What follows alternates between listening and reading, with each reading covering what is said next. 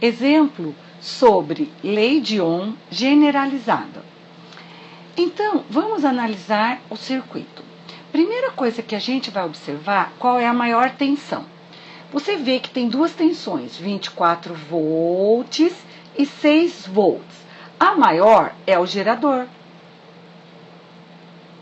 porque ele é que vai gerar a energia elétrica. Portanto, 24 volts é o gerador. Então, já vamos escrever aqui, ó, força eletromotriz, 24 volts. Portanto, o que a gente pode acreditar? Que esse 2 aqui, que está próximo ao gerador, é a sua resistência interna, R'inho, 2 ohms. Aí vocês podem perguntar, professora, então quer dizer que os 6 volts é um receptor? Depende. Como assim depende? O gerador é ele que impõe o sentido da corrente elétrica. Então vamos lembrar, no gerador, a corrente elétrica vai do polo negativo para o polo positivo. Então aqui, ó, tem esse sentido.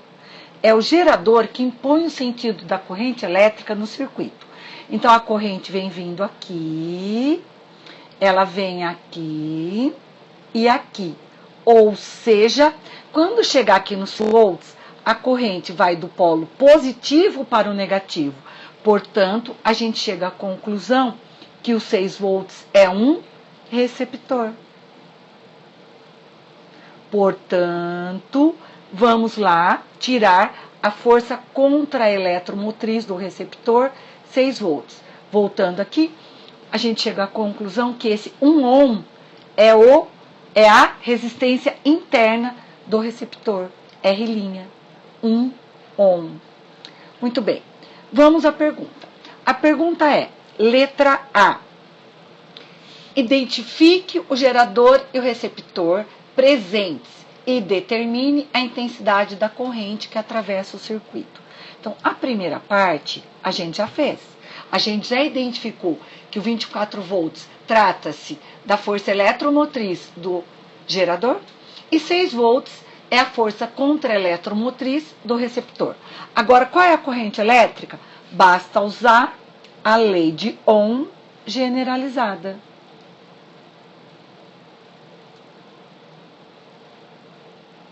Qual é?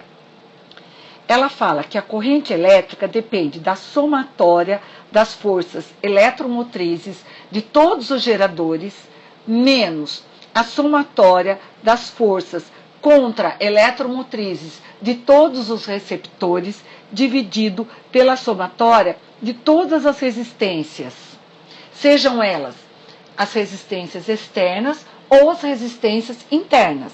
Bom, então vamos para a próxima página. Vamos analisar. Força eletromotriz só tem uma, que é a 24, só tem um gerador. Menos força contra-eletromotriz só tem uma, 6 volts, só tem um receptor. Quais as resistências? Sejam externas ou externas, nós temos. Então vamos lá, somar todas. Externa, 3 ohms. Interna, 2 ohms do receptor, mais 1 ohm do 2 ohms do gerador, então esse aqui é do gerador e essa daqui do receptor. Mas, se você ficar na dúvida, veja, você vai somar todas. Então, vai ficar 24 menos 6, 18. 3 mais 2, 5, mais 1, 6. 18 dividido por 6, 3 amperes. Essa é a corrente que circula no circuito. Agora, veja bem, na fórmula, vamos voltar aqui um pouquinho, quero fazer uma observação. Essa somatória aqui, veja, que é a resistência equivalente de todas as resistências, das resistências externas, mais a resistência interna do receptor e do gerador.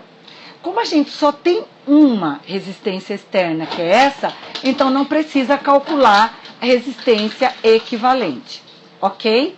Portanto, a corrente que atravessa o circuito, 3 amperes.